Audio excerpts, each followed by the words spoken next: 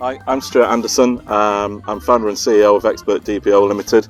This is my 1993 TVR S3 and we call him Trevor. I've had the car just over a year. The reason I bought this car is because ever since passing my driving test, a family friend had one. I passed my driving test and first time I filled up with fuel in my MG Metro. This family friend rocked up to the petrol station in his TVR and completely deflated me. So I said one day, because of the noise, I'm going to own one. And I've owned it since May 2021. So what appeals most about this car? The colour. I always wanted a British Racing green car. This is actually Woodlands Green Metallic. I wanted one with cream leather interior, and this car had extensive work done on the chassis. So the chassis on these TVR cars, both the early ones and the later ones, the Chimera and the Griffith, do have problems with the chassis rotting, but this had photographic history of having the body off and any rot cut out, new steel put in and being painted up and everything. So I knew that mechanically underneath it was sound, and you know, we could use that as a basis for a rolling restoration. So in terms of purchase price, I paid £4,000 sterling for it in April, May 2021, which was great because they've skyrocketed since then.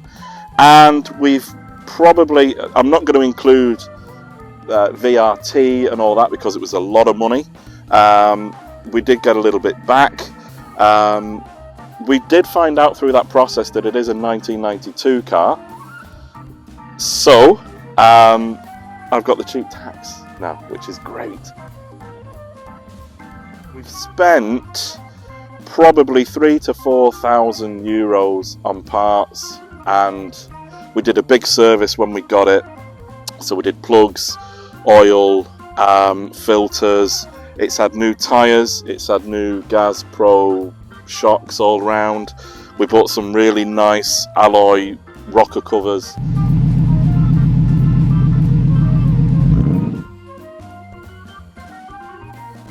So in terms of driving experience, it is basic. There's no air conditioning, there are no massage seats, there are no ventilated seats. It really is, it's very heavy, the steering is very heavy, especially at lower speeds. But when you put your foot down, it just comes alive. And I can't explain the feeling, but there's just a fizz.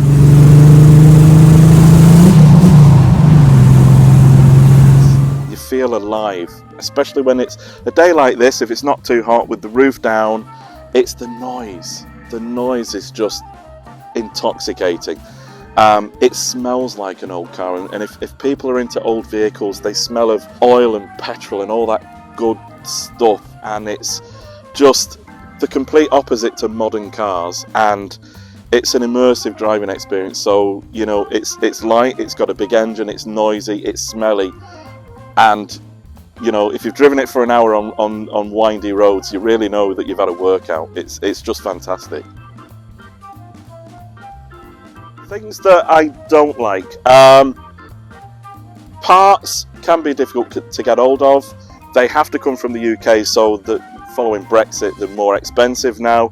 So what I tend to do, I tend to wait until I need a good few bits and get them all in one go and just take the hit rather than paying that. The thing I don't like at the minute is some of the paint work it needs doing. So we're gonna spend some money over next winter. Really love the lines of the car. It just, I don't know. Whenever people see photographs of the front, they say, "Oh, I like your Porsche." It's not a Porsche. I obviously love the colour and the colour of the interior. I love that it is a two-seater British sports car. It was made in Blackpool. I'm from the UK, about 50 miles down the road from where it was built, so it reminds me of home.